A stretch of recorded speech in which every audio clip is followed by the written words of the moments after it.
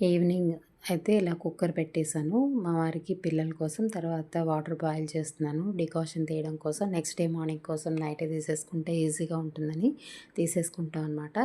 తర్వాత పొట్లకాయ ఫ్రై చేశాను. పొట్లకాయ అయితే నేనైతే అస్సలు తినను. మా పిల్లలకి మా వారికి చాలా ఇష్టం. ఎందుకంటే నేను సుబ్రహ్మణ్యేశ్వర స్వామిని ఆరాధిస్తాను కాబట్టి పొట్లకాయ అయితే నేను తినను, కట్ చేయను కూడా.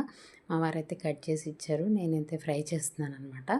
తర్వాత కాకరకాయ స్టఫ్డ్ కర్రీని మా అమ్మాయి కోసం హాస్టల్ తీసుకెళ్తుందని తయారు చేశాను. అలాగే మార్నింగ్ కొన్ని దేవుడి వరకు చేశాననమాట ఉండ్రాళ్ళు. మిగిలిన వాటిని చుట్టేసి ఇలా స్టీమ్ చేసి పెట్టాను ఈవినింగ్ పిల్లలు తింటారని.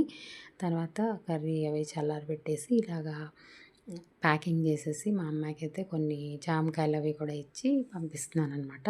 ఉండ్రాళ్ళు అవి నేను ఎందుకు చేశాననేది ఇంకొక వీడియోలో నేను షేర్ చేస్తాను.